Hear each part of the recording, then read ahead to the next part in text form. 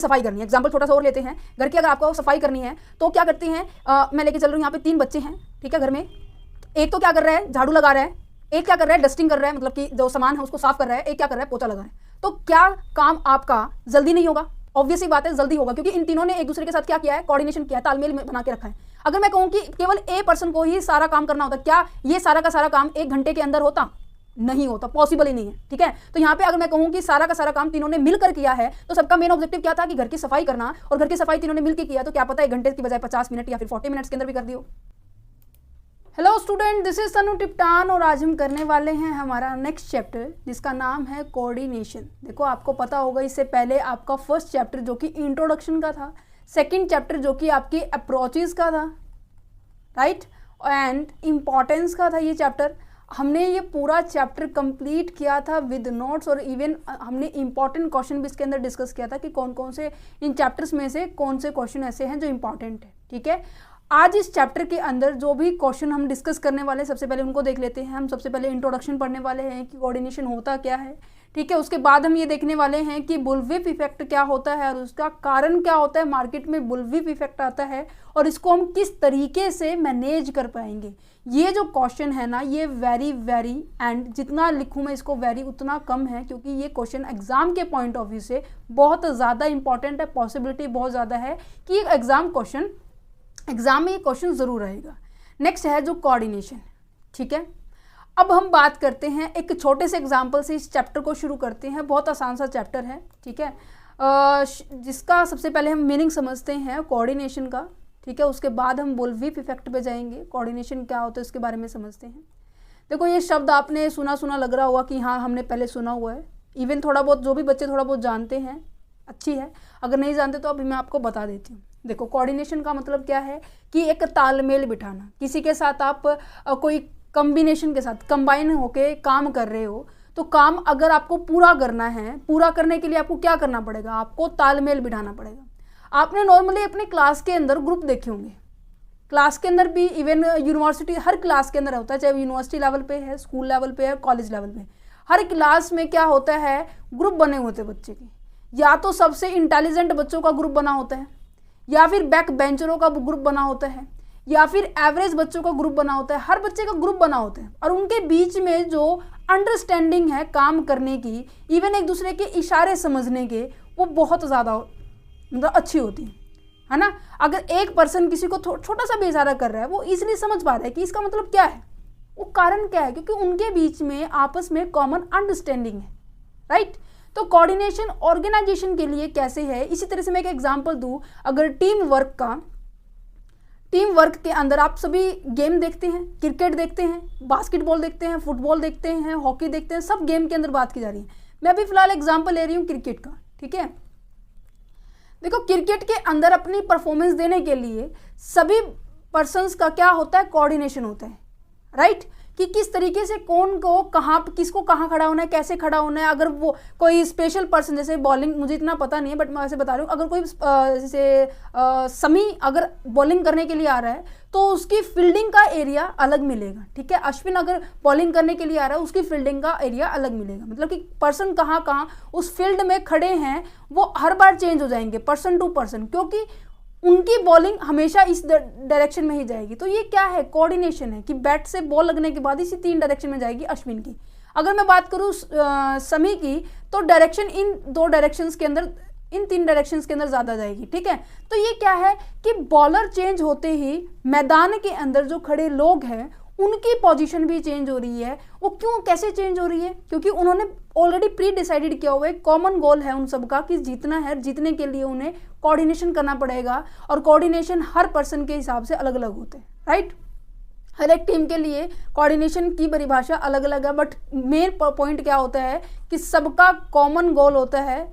उस common goal को achieve करने के लिए सभी लोग क्या करते हैं, अपने एफर्ट्स लगाते हैं, अपना प्रयास पूरा देते हैं, 101% देते हैं, राइट।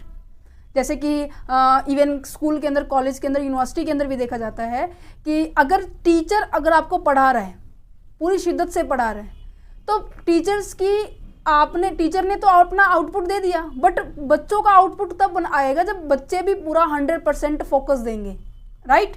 तो दोनों के बीच में अगर अच्छा कोऑर्डिनेशन हुआ तो जो क्लास का रिजल्ट है बहुत अच्छा जाएगा, हाई जाएगा।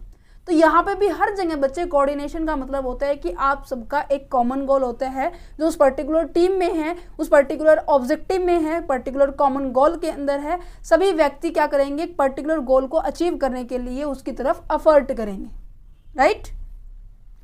चलिए तो बढ़ते हैं यहाँ पर। इसके इंट्रोडक्शन के अंदर क्या लिखा हुआ है, meaning of coordination, the ability to use the different part of the body together smoothly and efficiently, group effort to provide the unity of action in pursuit of a common goal. अपने common गोल को achieve करने के लिए आप हर चीज़ का proper utilise करेंगे जिससे कि आपका ऑर्गेनाइजेशन का इवन किसी भी तरह का गोल है आपको अच्छे से अचीव हो जाए। यूनिटी ऑफ एक्शन का मतलब क्या है कि सभी लोग, अब मैंने कहा कि मेरे को बिजनेस के अंदर सेल को इंक्रीज करना है बच्चे, तो बिजनेस के अंदर जितने भी एम्प्लॉयज़ हैं सेल की इंक्रीज के लिए काम करेंगे, राइट। सेल को इंक्रीज करना है तो इस यूनिटी ऑफ एक्शन है कि सभी व्यक्ति एक ही डायरेक्शन के अंदर जाने। तो आपने वो हेनरी फ्योल के 14 प्रिंसिपल्स के अंदर सुना होगा कि सबका क्या होता है, यूनिटी ऑफ डायरेक्शन होता है, यूनिटी ऑफ कमांड होता है। यहाँ पे कहीं ना कहीं यूनिटी ऑफ डायरेक्शन यूज़ की जा रही है, ठीक है। There are the various reason for the failure of the system. Coordination ना होने के कारण आपके सिस्टम में फेलियर काफ़ी सारे आपको दिखाई देंगे कि काफ़ी सारे रीजन है फेल होने के। क्या है, as a failure of the capture the information, आपको इन्फॉर्मेशन ही ना ठीक मिली हो। अब हम सप्लाई चेन के बारे में बात कर रहे हैं, राइट। सप्लाई चेन में क्या होता है कि मैंने कहा जैसे कि मार्केट के अंदर हमने पीछे एग्जाम्पल लिया था टेबल का, अब की बार मैं एग्जाम्पल ले रही हूँ मास्क का, ठीक है। अब देखो कोविड आने से पहले क्या मास्क की इतनी सेल थी? नहीं थी ना। जैसे ही कोविड आया मास्क की प्रोडक्शन, मास्क की डिमांड क्या होने लगी, डिमांड इसकी बढ़ने लगी, धीरे धीरे करके बढ़ने लगी, राइट। ये इंफॉर्मेशन जो कंज्यूमर ने अपने रिटेलर से कहा कि क्या आपके पास मास्क है, उसने कहा कि अच्छा ऐसा भी कुछ है। अगर उसको वो इंफॉर्मेशन नहीं मिलती, किसको, रिटेलर को ये इंफॉर्मेशन नहीं मिलती, क्या ये इंफॉर्मेशन अपने आगे होलसेलर को पहुंचा पाता ये, राइट। समझ पा रहे हो? दैट मीन्स एग्जैक्ट इंफॉर्मेशन भी होना कहीं ना होना कहीं ना कहीं ये एक फेलियर का सिस्टम है। That means capturing the information, capturing का मतलब होता है कि इंफॉर्मेशन को कलेक्ट किया जा रहा है। Storage of the money, money ना होना मीन्स कि आपके पास इंफॉर्मेशन तो पहुंच गई है बट आपके पास अवेलेबल रिसोर्सेज ही नहीं है, फंड ही नहीं है कि आप उस चीज़ को प्रोड्यूस कर पाएँ, ठीक है। फाइनेंशियल ऑब्स्टेकल्स होना, so the proper integration of the physical information, normal सी बात है। फिनेंस की प्रॉब्लम आना, ठीक है। Financial flow is a crucial for any business, हर एक बिजनेस के लिए फिनेंस का फ्लो होना बहुत ज़्यादा इंपॉर्टेंट है। अब मैं आपसे एक बात कहूँ, अब यहाँ पे तो आप कस्टमर से एडवांस नहीं ले सकते ना कि मैं आपको ला के दूंगा, है ना। बट अगर बात की जाए सेलर जो कि रॉ मटेरियल वाला है, ठीक है, एक है मैन्युफैक्चरर, देन उसके बाद है डिस्ट्रीब्यूशन सेंटर के पर्सन, ठीक है। यहाँ पे सबसे फर्स्ट स्टेज पे पर्सन आता है, अब यहाँ पे पर्सन आता है, यहाँ पे पर्सन आता है, ठीक है। अब जो एडवांस किसको सबसे ज़्यादा चाहिए होगा, मैन्युफैक्चरर को चाहिए होगा, क्योंकि इसको रॉ मटेरियल भी परचेज करना है, इवन गुड्स को आकार देना है जैसा उसने कस्टमर ने डिमांड किया है। तो उस आकार देने के लिए उसे इक्विपमेंट यूज़ करने पड़ेंगे, लेबर्स को यूज़ करना पड़ेगा, इवन प्लेस का भी यूज़ करना पड़ेगा। इन सब की अरेंजमेंट करने के लिए उसके पास प्रॉपर फिनेंस होना चाहिए। तो ये क्या करेगा, किससे एडवांस ले सकता है, डिस्ट्रीब्यूशन सेंटर वालों से, डिस्ट्रीब्यूशन सेंटर वाले होलसेलर से लेंगे, होलसेलर वाले रिटेलर से लेंगे, ठीक है। कि आप अपना एडवांस डिपॉजिट करा दें। कई बार ऐसा भी होता है कि कुछ एक स्पेशल प्रोडक्ट होते हैं जिसमें क्या होता है कि कुछ एक ही कस्टमर खरीदते हैं, तो उसमें भी क्या करते हैं कि रिटेलर जो होते हैं, जो शॉपकीपर्स होते हैं, वो क्या करते हैं, कस्टमर से एडवांस लेके आकर कहते हैं कि आप डिपॉजिट करवा दो, जब आपका सामान आएगा हम आपको इन्फॉर्म कर देंगे, है ना, होता है ना। तो यहाँ पर क्या होता है कि फिनेंस की अगर प्रॉपर अरेंजमेंट हुई तो मैन्युफैक्चर क्या कर पाएगा, रॉ मटेरियल को भी परचेज कर पाएगा, इवन रॉ मटेरियल को फिनिश गुड्स के अंदर कन्वर्ट करने में वो जल्द ही करेगा। तो यहाँ पे क्या कहते हैं कि supply chain coordination is required at each level. अब यहाँ पर देखो मैंने क्या किया है, ध्यान से सुनना इस बात को। अब देखो ये इन्फॉर्मेशन यहाँ पहुंची, ये इन्फॉर्मेशन फिर आगे पहुंची, ये इन्फॉर्मेशन फिर आगे पहुंची। अगर इन्फॉर्मेशन आगे ना पहुंचती एग्जैक्ट एक्यूरेट, तो क्या मैन्युफैक्चरर को मैन्युफैक्चरर से सामान आप अरेंज कर पाते? ऑब्वियसली बात है, नहीं कर पाते।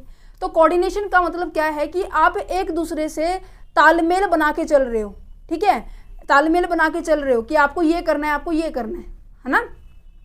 इवन नॉर्मली आप घर में भी करते होंगे, जैसे कि अगर घर की सफाई करनी है, एग्जाम्पल छोटा सा और लेते हैं, घर की अगर आपको सफाई करनी है तो क्या करती हैं, मैं लेके चल रही हूँ, यहाँ पे 3 बच्चे हैं, ठीक है, घर में।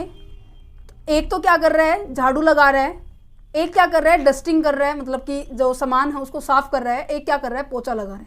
तो क्या काम आपका जल्दी नहीं होगा? ऑब्वियस ही बात है, जल्दी होगा, क्योंकि इन तीनों ने एक दूसरे के साथ क्या किया है, कोऑर्डिनेशन किया है, तालमेल बना के रखा है। अगर मैं कहूँ कि केवल ए पर्सन को ही सारा काम करना होता, क्या ये सारा का सारा काम 1 घंटे के अंदर होता? नहीं होता, पॉसिबल ही नहीं है, ठीक है। तो यहाँ पे अगर मैं कहूँ कि सारा का सारा काम तीनों ने मिलकर किया है, तो सबका मेन ऑब्जेक्टिव क्या था कि घर की सफाई करना, और घर की सफाई तीनों ने मिलकर किया, तो क्या पता 1 घंटे की बजाय 50 मिनट या फिर 40 मिनट्स के अंदर भी कर दी हो, राइट। तो यहाँ पे कोऑर्डिनेशन का मतलब है कि हर स्टेज पर अगर मैं कहूँ कि क्या झाड़ू लगाए बिना क्या डस्टिंग हो सकती है? इवन थोड़ा बहुत कर सकते हो डस्टिंग, बट झाड़ू के बिना आप पोछा नहीं लगा सकते, है ना, क्योंकि जो गंद है, जो गंदगी है, मैं कहूँ कि जो अड़ंगा है वो फर्श पे ऐसे ही बिखरा हुआ मिलेगा, तो पोछा लगाने में बहुत दिक्कत होगी। तो यहाँ पर कोऑर्डिनेशन इस तरीके से ज़रूरी है। तो सप्लाई चेन मैनेजमेंट में भी ये हर स्टेज पे कोऑर्डिनेशन बहुत ज़्यादा इम्पॉर्टेंट है, क्योंकि जब तक इंफॉर्मेशन शेयरिंग नहीं होगी तो नॉर्मल सी बात है, आप नेक्स्ट लेवल पर ये इंफॉर्मेशन नहीं पहुंच पाएगी कि नेक्स्ट पर्सन को क्या चाहिए, तो क्या उसके अंदर उसके ऊपर इम्पैक्ट पड़ेगा? नहीं पड़ेगा। कहने का मतलब क्या, मैंने जब मास्क की इंफॉर्मेशन मैं अगर आगे पहुंचाती नहीं होलसेलर को, क्या इसको बारे में इंफॉर्मेशन होती कि मास्क बनाना है या फिर ऐसी कोई डिमांड आई है, अगर रिटेलर इसको इंफॉर्मेशन ही ना देता, तो सेकंड लेवल पर इम्पैक्ट बिल्कुल नहीं पड़ता अगर इंफॉर्मेशन आगे फ्लो नहीं होती। तो दैट्स अ रीज़न कि इंफॉर्मेशन के फ्लो होने से सेकंड लेवल पर, थर्ड लेवल पर, फोर्थ लेवल पर एंड देन फाइनल लेवल पर इम्पैक्ट ज़रूर पड़ता है, ठीक है। तो यहाँ पे ये लिखा हुआ है, supply chain to share the information and consider the impact it action have on the another stage. अगर एक इंफॉर्मेशन दूसरे स्टेज पे जा रही है तो ऑब्वियस ही बात है कि उसके ऊपर प्रभाव भी पड़ेगा कि हाँ, यहाँ से इंफॉर्मेशन मिली है तो इसकी डिमांड को पूरा करना पड़ेगा, ठीक है, तभी आप मार्केट में क्या कर पाएंगे, सर्वाइव कर पाएंगे। Supply chain coordination is possible only, कब पॉसिबल है, where there is a proper integration of the physical flow, information flow and the financial flow. Integration का पॉइंट मैंने पिछले चैप्टर के अंदर पढ़ाया था। इंटीग्रेशन का मतलब होता है कि आप एक दूसरे के साथ कॉम्बिनेशन के साथ काम कर रहे हो, है ना। फिजिकल फ्लो का मतलब क्या है, यहाँ पर मटेरियल से आपके पास जो रॉ मटेरियल है ये प्रॉपर मात्रा में अवेलेबल है, जिससे क्या कर सकते हो आप फिनिश गुड्स के अंदर इसको कन्वर्ट कर सकते हो। इंफॉर्मेशन का मतलब क्या है कि वो डाटा जिसके बेस पर आप मटेरियल को परचेज करोगे। फिनेंशियल फ्लो का मतलब क्या है, कैश की बात की जा रही है, कैश या मनी की बात की जा रही है कि आप कहाँ से कितना पैसा अरेंज करेंगे इस पर्टिकुलर मटेरियल को परचेज करने के लिए, जो कि इंफॉर्मेशन आई है पीछे से, है ना। ये हमने आपको flow from the supply chain management का फर्स्ट अप्रोच की फर्स्ट पॉइंट है, ये आपको पता है ये बात, ठीक है जी। अब आ जाता है ये कोऑर्डिनेशन की बात है, क्योंकि फिर हम डायरेक्ट इम्प्रूव के बारे में बात करेंगे, ठीक है। अब बात करते हैं बुलविफ इफेक्ट। बुलविफ इफेक्ट क्या होता है, इसको समझने के लिए आपको देखो एक एग्जांपल देती हूँ मैं, ठीक है, ध्यान से समझना, क्योंकि ये एग्जांपल आपके पूरे इफेक्ट को समझाएगा। ये है कस्टमर, ठीक है, और रिटेलर। मैं दोबारा से बना रही हूँ इस चैन को क्योंकि यहाँ पर थोड़ा सा फोकस करने की ज़रूरत है। यहाँ पे है ये होलसेलर, देन इसके बाद है डिस्ट्रीब्यूशन सेंटर। डिस्ट्रीब्यूशन सेंटर पता है ना बच्चे क्या होता है, जहाँ पे होलसेलर और ट्रांसपोर्टेशन की बात की जाती है। देन उसके बाद है आपके पास मैन्युफैक्चरर। अब यहाँ पर देखो, कस्टमर ने मास्क का ही एग्जाम्पल लेते हैं। इसकी फैमिली के अंदर 5 व्यक्ति हैं, 5 पर्सन हैं। जब स्टार्टिंग में 2020 के अंदर, पता है 24 मार्च 2020 को पहला, मतलब 22 मार्च को लगा था पहला लॉकडाउन, 1 डे लॉकडाउन, जिस दिन संडे था। बट 24 मार्च से हमारा क्या होना शुरू हो गया था, लॉकडाउन लगना शुरू कंपलसरी हो गया था। पूरा महीने के लिए लगा था, 20 दिन के लिए लगा था। तो उस दिन से ये इन्फॉर्मेशन आई थी कि मार्केट के अंदर जब भी कोई व्यक्ति बाहर निकलेगा तो उनको मास्क लगा के बाहर जाना है, ठीक है। तो जो फैक्ट्री है, इवन जो पर्सन है, उनकी डिमांड क्या हो गई है, बढ़ गई है। अब पहले क्या था कि यहाँ पर एक भी मास्क का यूज़ नहीं होता था। अब एकदम से कितने मास्क की डिमांड आई है, 5 मास्क की डिमांड आई है। कितने की आई है, 5 मास्क की डिमांड आई। तो इसने डिमांड किसके पास की, रिटेलर के पास की। अब रिटेलर ये सोचता है कि अभी तो ये एक ही पर्सन आया है, अब क्या पता इसके जैसे बहुत सारे आए मेरे पास, मेरे को 5 की बजाय कितने मास्क मेरे पास होने चाहिए, 10 मास्क होने चाहिए। 10 की बजाय मैं लेके चल रही हूँ 20 मास्क होने चाहिए। मीन्स कि कस्टमर की डिमांड से रिटेलर की डिमांड में क्या हो गया, थोड़ा सा एक्स्ट्रा लेके चल रहा है वो, कि अगर इसके जैसे और भी कस्टमर मेरे पास आए तो मेरे पास इतना स्टॉक हो कि जिससे मैं बाकियों की भी नीड कंप्लीट कर सकूं। ठीक है, इतना समझ में आया। तो इसने ये डिमांड कहाँ पे सप्लाई की, या इसने डिमांड होलसेलर के पास की कि मुझे 20 मास्क चाहिए। कहता है अच्छा, ये भी सोचता है कि इसने अगर 20 मास्क की डिमांड की है तो इस जैसे रिटेलर मेरे पास कितने सारे होंगे।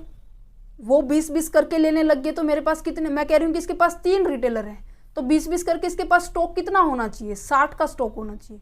तो इसने सोचा, होलसेलर ने सोचा कि मुझे एक रिटेलर की डिमांड कंप्लीट नहीं कर रही, मुझे बाकियों की भी डिमांड करनी है। तो इसने अपने स्टॉक के लिए 60 के लिए डिमांड किया। किससे डिमांड किया, डिस्ट्रीब्यूटर सेंटर के पास। डिस्ट्रीब्यूशन सेंटर ने कहा कि अच्छा सेम प्रोसेस बचे, क्योंकि इसके पास भी मैं कह रही हूँ कि 3 होलसेलर हैं, ठीक है, 3 होलसेलर ट्रांसपोर्टेशन वाली बिजनेस के साथ डील करता है ये। तो इसने कहा कि अच्छा एक को अगर 60 चाहिए तो मुझे कितने चाहिए होंगे, 180 की रिक्वायरमेंट होगी कि मैं इन बाकियों की भी डिमांड को पूरा कर सकूं। कौन नहीं चाहता भाई अपना प्रॉफिट कमाना, इवन लॉकडाउन लगा हुआ है ना।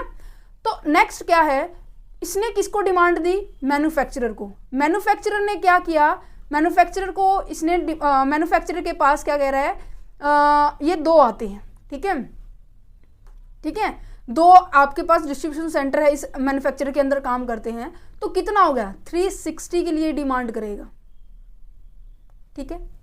अब यहां देखो एक्चुअल डिमांड कितनी थी बच्चे, एक्चुअल डिमांड थी 5 मास्क की। ये बढ़ के कहाँ कितनी हो गई है, फिर 20 गई, फिर कितनी गई, फिर ये 60 गई, फिर कितनी गई, 180 गई, देन कितनी गई, देन ये 360 गई। अब यहाँ पे बुलविप इफेक्ट क्या कहता है कि कस्टमर के डिमांड के कारण आप देखो कितना फ्लक्चुएट हो रहा है, ये देखो कितना फ्लक्चुएट होता चला गया, है ना।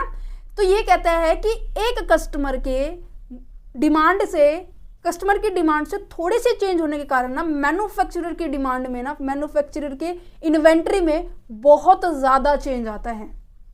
समझ में आ गई, ये होता है बुलविप इफेक्ट। इसे हम काफ़ी सारे नामों से जानते हैं। देखो इस पिक्चर में क्या लिखा हुआ है, ये विप का मतलब होता है एक जैसे कोड़ा होता है ना, चाबुक जिसे हम कहते हैं, है ना। उसकी कभी आपने चाबुक वाला गेम भी देखा होगा, वो स्टार्टिंग में ऐसे उसकी लय ऐसी होती है यार, फिर उसकी लय ऐसे बढ़ती चली जाती है ना। एक सेकेंड, ये पीछे से छोटा हो गया, अच्छा सारी में घूम गया। चाबुक वाले गेम में ऐसे होता है, उसकी आपने रस्सी वाला गेम भी देखा, वो जो प्लेयर्स खेलते हैं वो ऐसे ऐसे करके करते हैं, वो उसकी स्टार्टिंग में जो छोटी छोटी होती है, बाद में देखो इतनी लहर ऐसी ऐसी ऊपर नीचे हो जाती है। तो उसे कहते हैं कि स्टार्टिंग में तो आपकी डिमांड बिल्कुल थोड़ी थी, और उस डिमांड को कंप्लीट करने के लिए फाइनली जो मैन्युफैक्चरर होता है उसकी डिमांड ज़्यादा हो जाती है सप्लायर के लिए। समझ में आ गया। तो सबने अपने ऑर्डर को क्या किया गया है, ओवर ऑर्डर किया है। इसने कितना ओवर ऑर्डर किया है, इसने 15 ओवर ऑर्डर किया है। इसने कितना किया है, 15 की बजाय इसने कितना कर दिया, 60 को ओवर ऑर्डर कर दिया। मतलब कि हर पर्सन अपने बाकी के कस्टमर की डिमांड को पूरा करने के लिए अपनी स्टॉक को क्या कर रहा है, फिल कर रहे हैं। उसे कहते हैं बुलविप इफेक्ट। देखो नजर आ रहा होगा, ये देखो कस्टमर की छोटी सी डिमांड थी और यहाँ पे ये यहाँ तक पहुँच गई मैन्युफैक्चरर तक। देखो ध्यान से पढ़ते हैं इस टॉपिक को। देखो क्या कह रहा है कि the bullwhip effect is also known as the whip lash and there is a whipsaw effect कहते हैं। ठीक है, ये नाम याद रखना है बिल्कुल अच्छे से। इस पैराग्राफ में मैं पॉइंट्स बनाते जा रही हूँ, ठीक है, आप इसको ध्यान से पढ़ना। नेक्स्ट क्या कह रहा है, supply chain management refer to the phenomena of increasing the fluctuation in inventory in response to shift in customer demand as on one move. कह रहे हैं कि कस्टमर के डिमांड में छोटा सा चेंज होने के कारण उनकी बाकियों की इन्वेंट्री क्या होता है, जो आपके स्टॉक में रखा होता है सामान, राइट, उसके अंदर क्या है कि आपका जो सामान के अंदर काफ़ी सारी क्या होने लगी है, फ्लक्चुएशन होने, मतलब कि ज़्यादा मूवमेंट होने लगी है further up the supply chain. In the other words में अगर मैं आपको समझाऊं, क्या कह रहे हैं कि inventory swing in bigger and bigger wave in response to the customer demand which act as the handle of the whip. ये कह रहे हैं कि जो आपकी कस्टमर की छोटी सी डिमांड होने के कारण आपके इन्वेंट्री के अंदर कितना स्विप हो रहा है, कितनी मूवमेंट हो रही है, ज़्यादा से ज़्यादा मूवमेंट होगी। और ये जो मूवमेंट है, ये जो डिमांड है, ये किसके हाथ में होती है, कस्टमर के हाथ में होती है। जैसे चाबुक होता है ना हाथ में, ऐसे ऐसे एक हैंडल टाइप में होता है, आपने कभी देखा, मैं दिखा भी रही हूँ इसको तो आप देख पा रहे होगे। तो इस तरीके से होता है, जितनी ज़्यादा वेव होगी उतना ज़्यादा क्या करेगा, उतनी ज़्यादा डिमांड ऊपर जाएगी। विप का मतलब होता है, एक कोड़े की बात की जा रही है, सप्लायर के कितनी ज़्यादा रॉ मटेरियल की ज़रूरत होगी। अब मेरे को यहाँ पे देखो, यहाँ पे ये क्या था, मैन्युफैक्चरर को इस 360 मास्क को प्रोड्यूस करने के लिए कितनी ज़्यादा रॉ मटेरियल की रिक्वायरमेंट होगी। ऑब्वियस सी बात है, ज़्यादा रॉ मटेरियल की रिक्वायरमेंट होगी, तो सप्लायर जो है यहाँ पर रॉ मटेरियल प्रोवाइड करने वाला, उसके लिए भी डिमांड क्या होगी, एकदम से बढ़ गई है। Is it clear? ये सारा यही दिया हुआ है। एग्जाम्पल के अंदर देखो क्या है लिखा हुआ है, actual demand of the customer is 8 unit, 8 unit की एक्चुअल डिमांड की थी। रिटेलर में order the 10 unit from the distributor. Retailer ने क्या किया, अब ये देखो मैं यहाँ पे कस्टमर बना रही हूँ, इसको थोड़ा सा नीचे करते हैं, हो जा भाई, चलो। यहाँ पे एक कस्टमर, इसने कितने यूनिट की डिमांड की है, 8 यूनिट की। किससे की है, रिटेलर से। तो रिटेलर ने इस 8 यूनिट को कंप्लीट करने के लिए डिस्ट्रीब्यूटर से कितने की डिमांड की है, 10 यूनिट की। इसके पास कितने की आई थी, 8 की। And extra 2 unit are to be ensured that do not run out of the floor stock. ये 2 यूनिट जो एक्स्ट्रा है, ये देख के चल रहा है कि वो डेंजर लेवल में ना है। इन्वेंट्री का लेवल पड़ा है ना, कि डेंजर लेवल होता है, एक मिनिमम लेवल होता है, एक मैक्सिमम लेवल होता है, एक नॉर्मल लेवल, कि इतना तो सामान उसके पास रखा होना चाहिए। The supplier then order the 20 units from the manufacturer. अब इस डिस्ट्रीब्यूटर ने कितनी ऑर्डर की, 20 की ऑर्डर की। किससे, मैन्युफैक्चरर से। अब देखो सबकी डिमांड क्या हो रही है, एक्सेस हो रही है। Allowing them to be buy in a bulk so that they have to be enough stock to guarantee timely shipment of the goods to the retailer. ज़्यादा एक्स्ट्रा क्यों मंगवा रहे हैं, कि वो जल्दी से टाइमली शिपमेंट कर सके, टाइमली सामान को पहुंचा सके। The manufacturer then receive the order and order from their supplier is bulk order 40 units. अब इसको कितनी प्रोड्यूस करनी पड़ेगी, 40 यूनिट्स प्रोड्यूस करनी पड़ेगी। अब देखो 8 यूनिट की डिमांड को पूरा करने के लिए कितनी यूनिट प्रोड्यूस करनी पड़ रही है, 40 units. Now the 40 units has been be produce from for and demanded for only 8 units, 8 unit के लिए। समझ पा रहे हो? तो सब मतलब जितने भी पार्टीज हैं अपने आप को क्या कर रही है, सिक्योर कर रही है अपने आप को, मार्केट में सर्वाइव करने के लिए, इवन प्रॉफिट को ज़्यादा जनरेट करने के लिए वो क्या कर रही है, स्टोरेज एक्स्ट्रा करके रख रही है। ठीक है, उम्मीद करते हैं जो बुल विप इफेक्ट है ये समझ में आ गया हो। अब इसके हम कारण पढ़ते हैं, कारण क्या क्या हैं जो बुल विप इफेक्ट को ज़्यादा प्रभावित करते हैं, ज़्यादा कारण है कि ये होता है। सबसे पहले फोरकास्ट एरर। फोरकास्ट का मतलब क्या होता है कि आप क्या कर पा रहे हो, भविष्य के लिए सोच रहे हो। अब मैं कह रही हूँ कि मैंने अब जैसे कि अब जो 2023 का दिसंबर एंड होने वाला है, अब यहाँ पर देखो कितनी जो कोरोना के केस है, 4000 केस अब फिर बढ़ गए हैं, है ना। अब क्या हो रहे हैं, दोबारा से इन चीज़ों के ऊपर दोबारा से फोकस किया जा रहा है। अब मैं ये सोच के चलूँ, मैं खुद एक मैन्युफैक्चरर हूँ मास्क की प्रोडक्शन के लिए, मैं सोच के चलूँ कि अब की बार फिर मेरी प्रोडक्शन इतनी बढ़ेगी जैसे पिछले 2020 के अंदर बढ़ी थी। तो अगर मैं ये सोच के चलूँ कि ऐसा होगा, इतनी ही मास्क ज़्यादा से ज़्यादा प्रोड्यूस होंगे, ज़्यादा से ज़्यादा बिकेंगे, लोग डिमांड करेंगे, अगर मैं ये सोच के चलूँ, अगर ऐसा नहीं हुआ तो, क्योंकि अब घर घर में सबको बनाने आ गए, है ना। अब हैंकी का भी आप इवनली मास्क बना सकते हैं, राइट। तो ये अगर मैंने ऐसी फोरकास्ट की कि मेरा सामान बिकेगा बट वो नहीं बिका, तो यहाँ पर क्या होगा, इन्वेंट्री की इन्वेंट्री क्या करेंगे, सब लोग स्टोर करके रखेंगे, जिसके कारण छोटी सी प्रभाव के कारण इतने सारे पूरे फैक्टर के अंदर प्रभाव पड़ रहा है। मीन्स कि मैंने कहा कि कस्टमर के एक कस्टमर के आने के कारण, एक या 10 कस्टमर कहूँ कि 10 कस्टमर आने के बाद पूरे मार्केट में कहूँ कि अब तो डिमांड बढ़ेगी। अगर ऐसा नहीं हुआ तो मेरी भविष्यवाणी जो मैं उस फ्यूचर के बारे में सोच रही हूँ वो गलत हुआ तो कहीं ना कहीं हमारे डिसीजन के ऊपर बहुत इफेक्ट पड़ेगा। Error in a forecasting lead to be the miscalculation that are be magnified as the move up of the supply chain. Magnified का मतलब होता है कि आप बढ़ावा दे रहे हैं कि आपने इतना प्रोडक्शन करना है, आपकी सप्लाई को ज़्यादा बढ़ा रहे हैं आप, राइट। तो कहीं ना कहीं बुलविप इफेक्ट हो रहा है, ठीक है। नेक्स्ट क्या है, ऑर्डर बैचिंग। ऑर्डर बैचिंग को समझने के लिए हम बढ़ते हैं छोटे से एग्जाम्पल की ओर, क्योंकि ये थोड़ा सा पॉइंट मैं आपको एक छोटा सा एग्जाम्पल देती हूँ। बर्गर है, बर्गर सबने देखा है, ऐसा होता है कुछ, इसके अंदर लेयर्स होती हैं खाने की। अभी हमें लेयर की बात नहीं कर, मैं इसके बन की बात कर रही हूँ, इसकी मैं एक डबल रोटी की बात कर रही हूँ, ठीक है। मैं ये पर्सन लेके चल रही हूँ, रेडी वाले अंकल को, या फिर मैं रेस्टोरेंट वाले पर्सन को लेके चल रही हूँ, मिस्टर एक्स को, ठीक है। इसकी मैं स्टॉल में लेके चल रही हूँ, रेडी लेके चल रही हूँ, ठीक है। इसकी जो डेली की सेल है 20 बन्स की, 20 बर्गर्स इसके सेल हो जाते हैं, ठीक है, डेली के 20 बन्स, और एक बन के पैकेट के अंदर 4 बन्स आती हैं, ठीक है। बर्गर के जो पैकेट होता है ना, वो बन का पैकेट होता है, उसके अंदर 4 आती है, ठीक है। तो उसे कितनी मंगवानी पड़ेगी, 5 पैकेट मंगवाने पड़ेंगे, तभी तो 20 एक दिन की 20 मंगवा सकते हैं, ठीक है। और इसको लाने का खर्चा, बच्चे मैं कह रही हूँ कि एक बार लाने का खर्चा 40 रुपये है, ठीक है। स्कूटी पे लेके आ रहा है, बाइक पे लेके आ रहा है, उसका तेल का खर्चा मैं 40 रुपये लेके चल रही हूँ, ठीक है, समझ में आ गया। अब मैं कहूँ कि वो उसकी डेली की 20 है, तो मैं इसने सोचा कि मैं एक ही बारी में मैं ले आऊँ, मैं 100 बन लेके आ जाऊँ, ठीक है।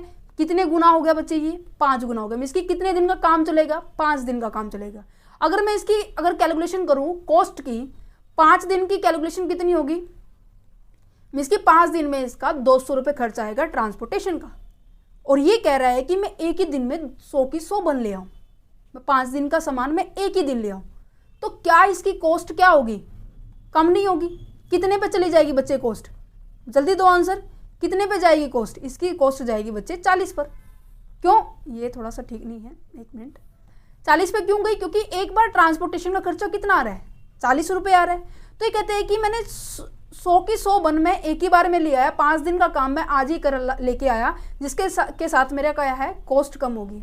बट ये पॉजिटिव इफेक्ट किसके लिए, मिस्टर एक्स के लिए है, परंतु इन्वेंट्री को ज़्यादा उसने स्टोर करके रखा है, राइट। अपने रॉ मटेरियल को उसने पहले ही स्टोर करके रखा, तो क्या जिससे ये बन खरीदता है उसके लिए ये सप्लाई बढ़ानी नहीं पड़ेगी उसको।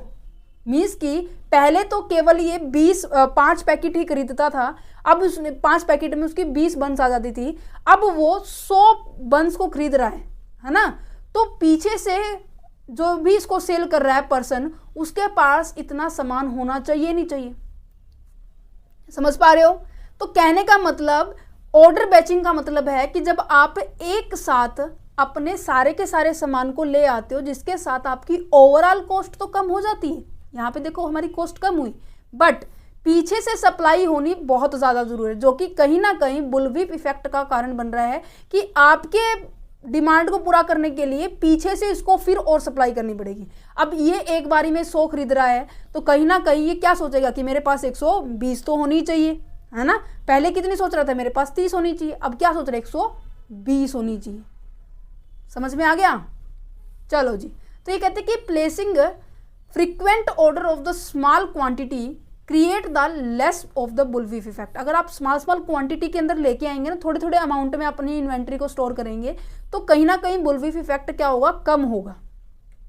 Then the placing of the large order. अगर मैं कहूँ कि पहले मैं, अब वही एग्जाम्पल वही बात की जा रही है, अगर मैं 20 बनी लेके आती तो मेरा 40 रुपये खर्चा आता, बट इन्वेंट्री पीछे से इतनी घूम के आ रही थी। बट अगर मैं एक साथ ऑर्डर में 100 का कर रही हूँ, तब भी मेरा 40 रुपये खर्चा आ रहा है, तो बट पीछे से तो क्या हो रही है, स्टॉक बढ़ाना पड़ेगा ना। दैट्स अ रीज़न कि यहाँ पे ऑर्डर बैचिंग कहीं ना कहीं बुलविप इफेक्ट का कारण बनती है। इसके अंदर क्या होता है कि सारा का सारा सामान आप एक बारी में ले आते हो। लीड टाइम की बात की जाए तो लीड टाइम का मतलब क्या होता है कि एक टाइम गैप जिसके अंदर मैं कह रही हूँ कि आपने, जैसे कि मैं कहूँ बर्थडे पार्टी है, आप एक दिन पहले ही क्या करते हो, ऑर्डर करते हो या फिर 2 दिन पहले ऑर्डर करते हो कि अंकल जी हमें ना 50 बर्गर चाहिए, ठीक है, 50 बर्गर चाहिए कल मुझे 5 बजे तक।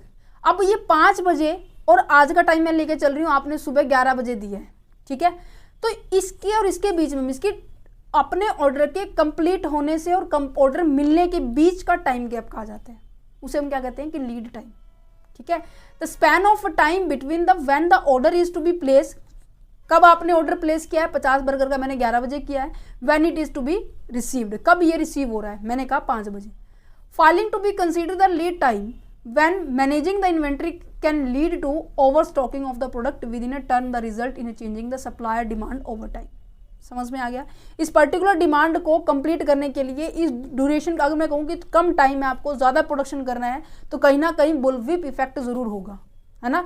कम टाइम में आप ज़्यादा इन्वेंट्री की वो कर रहे हो, मैंने कहा कि 50 के बजाय मुझे एक ही दिन में 100 बर्गर की ज़रूरत होगी है और नॉर्मली बिकते 20 है मेरे बर्गर, तो कितनी रिक्वायरमेंट, कितनी बन्स को मैंने खरीदना पड़ेगा, 120 बन मेरे को खरीदनी पड़ेगी। एकदम से मैं इतनी ज़्यादा बन को खरीद रही हूँ तो कहीं ना कहीं कम टाइम के दौरान भी बुलविप इफेक्ट क्रिएट होता है। नेक्स्ट आता है sale and price discount. Sale and price discount का मतलब क्या है, जैसे कि दिवाली पे बहुत ज़्यादा देखने को मिलता है, दिवाली पे सेल बहुत ज़्यादा निकलती है। सेल का मतलब क्या है कि जब आपके पर्टिकुलर एक तो होता है सेल, एक होता है सेल। यहाँ पे क्या लिखा हुआ है, सेल मीन्स कि आप कहीं ना कहीं आपको छूट दी जा रही है, प्राइस के अंदर क्या किया जा रहा है, डिस्काउंट किया जा रहा है।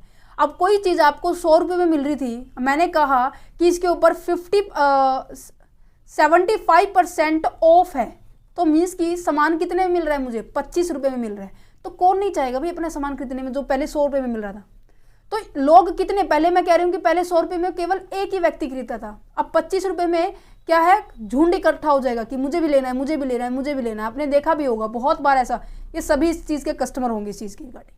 तो यहाँ पर अगर कोई सामान 25 रुपये, 100 रुपये का बजाय 25 में मिल रहा है तो उसे उस 25 में बेचने के लिए उसके पास प्रॉपर पीछे स्टॉक बहुत ज़्यादा होना चाहिए। स्टॉक ज़्यादा लेने के लिए हमें क्या करना पड़ेगा, ज़्यादा इन्वेंटरी को स्टोर करना पड़ेगा, पीछे से डिमांड को पूरा करना पड़ेगा। कहीं ना कहीं आपका जो ये कर्व है वो ऐसे बन जाएगा, छोटी सी डिमांड के कारण आपका ये ऐसे बढ़ना शुरू हो जाएगा, राइट। कंट्रोल करने के तरीके यहीं से उठेंगे। सबसे पहला क्या है, स्ट्रीमलाइन योर सप्लाई चेन।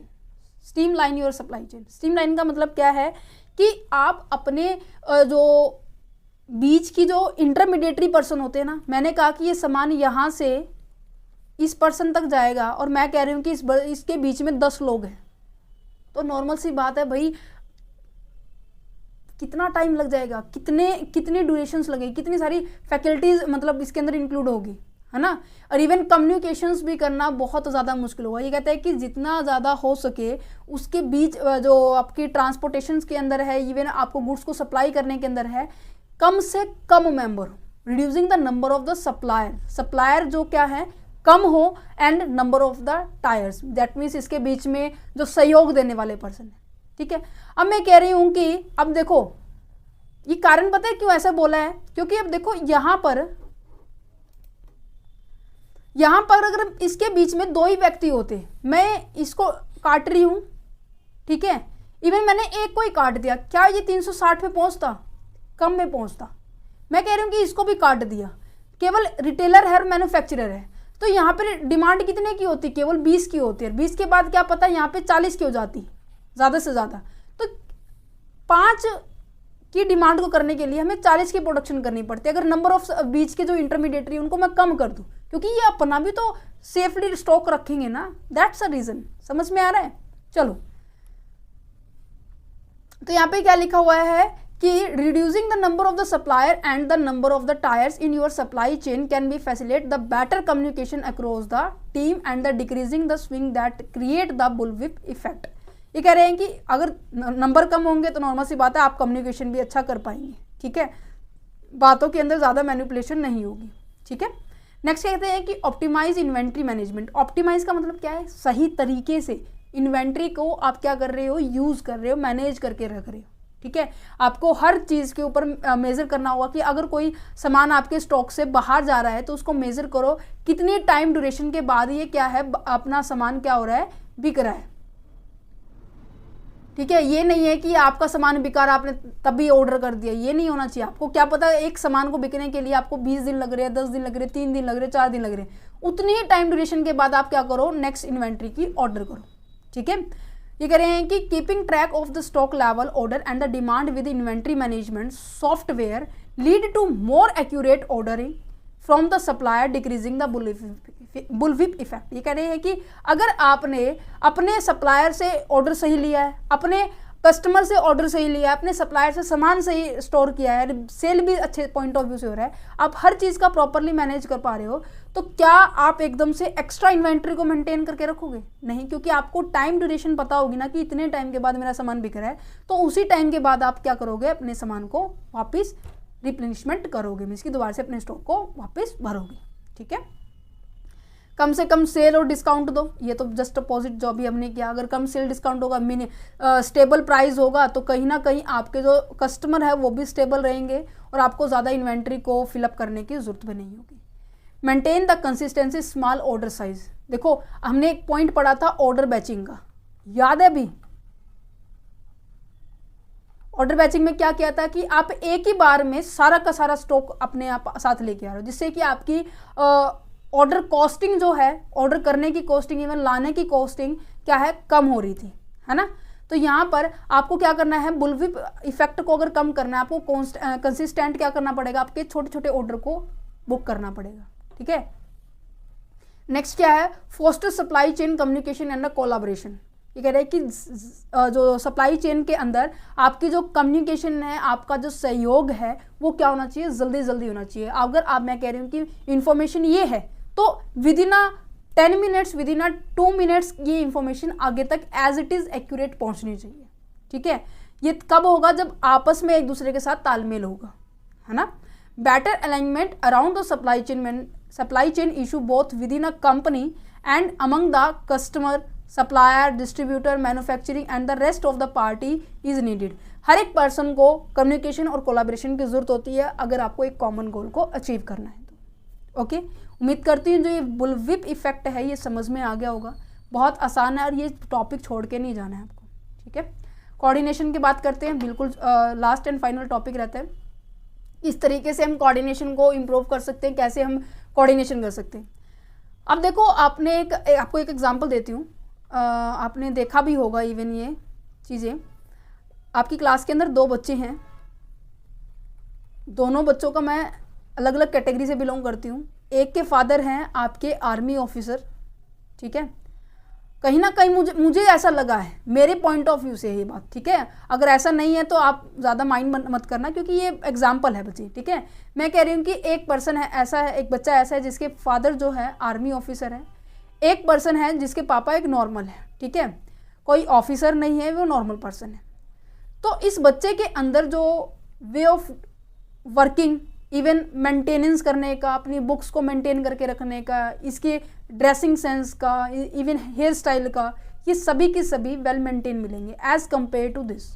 आप नॉर्मली आप देख सकते हो, इवन आपके स्कूल में है, कॉलेज के अंदर, यूनिवर्सिटी के अंदर है, इवन इसके बातों के अंदर में भी क्या मिलेगा, अलग लहजा मिलेगा कि ऐसे नहीं, ऐसे होना चाहिए, बात करने का तरीका होना चाहिए, राइट।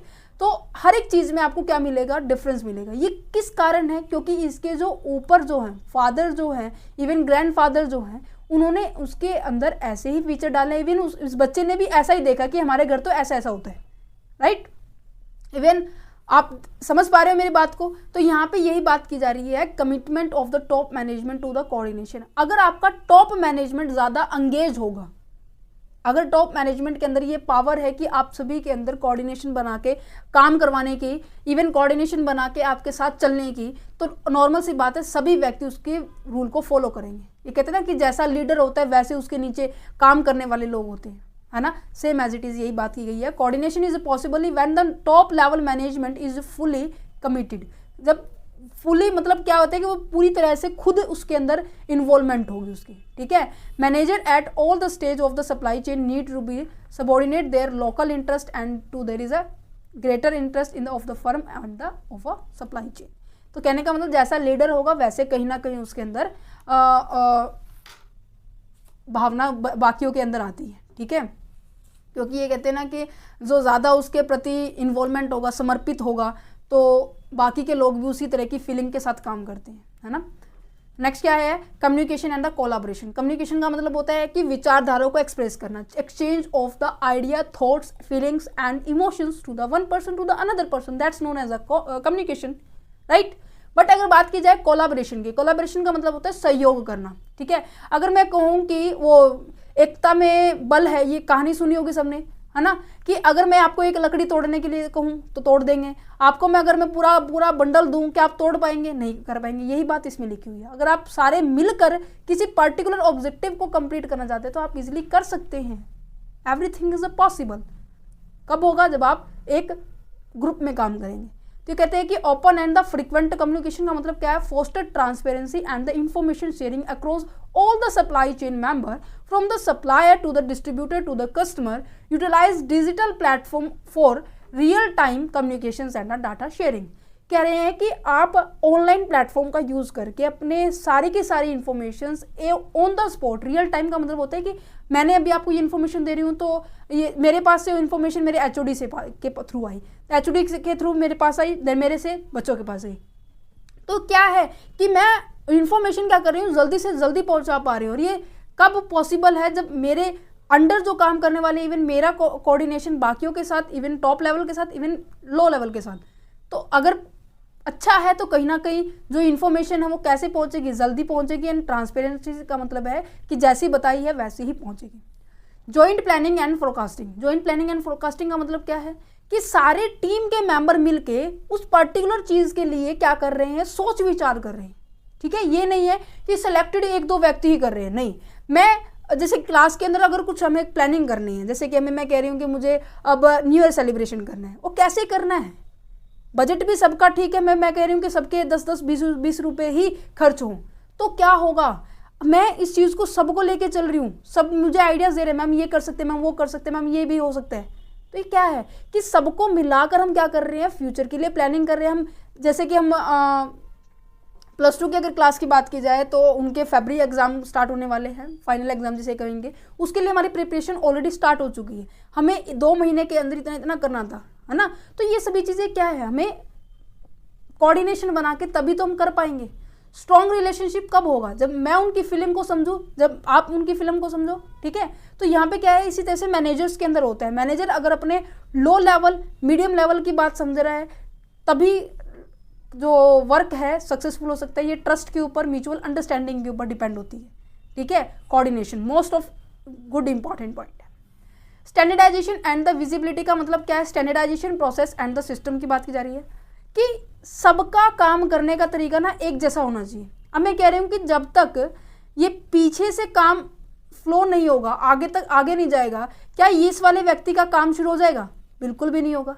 तो दैट्स अ रीजन ये कह रहे हैं कि implement standardization workflow, data format, communication protocol across the supply chain. मतलब कि सबके अंदर हम काम किस तरीके से करना है, कैसे डाटा को आप किसी अलग फॉर्मेट में कन्वर्ट कर रहे हैं, किस तरीके से कम्युनिकेशन डाटा को किस तरीके से फ्लो करना है, नेक्स्ट पर्सन तक पहुंचाना है या फिर पीछे तक पहुंचाना है, कैसे होगा, ठीक है। This enable seamless information exchange and eliminate. अगर आपके पास स्टैंडर्डाइजेशन फॉर्मेट होगा ना, तो आपकी जितनी भी कन्फ्यूजन होगी ना डिफरेंट सिस्टम से जो क्रिएट हो रही है, वो बिल्कुल एलिमिनेट हो जाएगी। एलिमिनेट का मतलब होता है खत्म हो जाएगी, अगर आपका स्टैंडर्डाइज फॉर्मेट होगा तो। स्टैंडर्डाइज तरीके से आप कोई काम कर रहे हो, इवन अगर कोई काम वर्कर छोड़ के भी चला जाता है ना, तो नेक्स्ट पर्सन को भी समझने में दिक्कत नहीं होगी, अगर आप किसी पर्टिकुलर फॉर्मेट को यूज़ कर रहे हो तो। एंड टू एंड विजिबिलिटी का मतलब क्या है?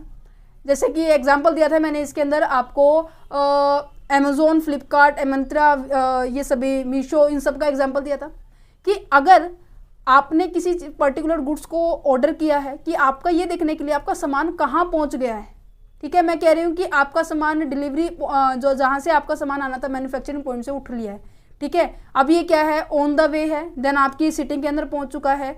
आप इस पर्टिकुलर चीज़ को क्या देख सकते हो? ट्रैक कर सकते हो, ट्रेस कर सकते हो कि कहाँ आया, कितने दिन में आएगा, है ना। विजिबिलिटी का एंड ट्रेसिबिलिटी का हमने एक पॉइंट किया था चैप्टर नंबर 1 के अंदर कि सप्लाई चेन मैनेजमेंट के अंदर हमारा ये भी एक इंपॉर्टेंट रोल अदा होता है कि हम किसी भी with the help of the technology हम क्या कर सकते हैं, अपने सिस्टम को, अपने गुड्स को क्या कर सकते हैं, ट्रैक कर सकते हैं, ट्रेस कर सकते हैं। ठीक है, हम साथ साथ शेयर कर सकते हैं डैशबोर्ड को। डैशबोर्ड आपको सबको पता है कि हर एक स्क्रीन का मेन होम पेज की बात की जा रही है कि रियल टाइम डाटा को एनालिसिस कर सकते हैं कि कितनी गुड्स की मूवमेंट हुई है, कितनी नहीं हुई है ना, throughout the chain, means की पूरी प्रोसेस के दौरान, right. This provide the insight into the inventory level, order status, potential descriptions, allowing to the quicker reactions also. क्योंकि अगर मैं कह रही हूँ कि आपका सामान एक दिन के अंदर एक ही गुड्स 20 आइटम आपकी वही सेम गुड्स की बिक्री है, तो कहीं ना कहीं आपको इन्वेंट्री को फिल करने का क्विक आपको रिस्पॉन्स करना पड़ेगा कि हाँ, आपको जल्दी जल्दी उसके अंदर भरना पड़ेगा। तो ये आपको कहीं ना कहीं जल्दी उसके प्रति रिएक्शन करने के लिए भी अलाउ करेगा अगर आपकी अच्छी परफॉर्मेंस चल रही है तो। Performance matrices and the dashboard क्या कह रहे हैं कि establishment the clear performance matrices all the stakeholders and share data across the chain. This include the matrices like the non-time delivery, order accuracy, inventory turnover. This is also repeated कुछ points क्या कह रहे हैं कि आपकी performance का हर एक person को इन्फॉर्मेशन होगी। ठीक है, अगर आप रिसेंट क्वेश्चन पेपर को देखना चाहते हैं तो आप हमारे क्वेश्चन पेपर चैनल पर विजिट कर सकते हैं। आप देख पा रहे होंगे यहाँ पर ऑलमोस्ट सभी यूनिवर्सिटीज़ के सभी कोर्सेज के क्वेश्चन पेपर अवेलेबल है। बीकॉम क्लासेस के सबसे ज़्यादा क्वेश्चन पेपर आप नज़र देख पा रहे होंगे, 137 क्वेश्चन पेपर है। और आप सप्लाई चेन मैनेजमेंट, ऑडिटिंग के सभी चैप्टर्स आप देख सकते हो। Income tax, financial management, human resource management, सभी के सभी चैप्टर्स आप देख सकते हैं चैनल पर विजिट कर। अगर आप PDF लेना चाहते हैं तो ₹9 हमारा कॉस्ट है इसकी। अगर आप लेना चाहते हैं तो इन्फॉर्मेशन डिस्क्रिप्शन बॉक्स में गिवन है। ठीक है, व्हाट्सएप नंबर, ईमेल आईडी आपको गिवन है, आप कांटेक्ट कीजिए, टीम आपको जल्दी ही रिस्पॉन्स करेगी अगर आपको नोट चाहिए तो। ठीक है, उम्मीद करती हूँ ये जो चैप्टर है आपको समझ में आ गया होगा। अगर फिर भी कोई दिक्कत रहती है तो आप हमें कॉमेंट कर सकते हैं। ठीक है, thank you for watching this video, have a nice day and all the very best. बिल्कुल टेंशन नहीं लेने का, क्योंकि एग्जाम के अंदर जो चैप्टर है, इवन आपके जो कंसेप्ट है, ये सभी क्लियर होते चले जाएंगे। आपके एग्जाम होने से पहले 2 दिन पहले आपके एग्जाम से मैं सारी की सारी वीडियो जल्दी से जल्दी अपलोड करूँगी। ठीक है।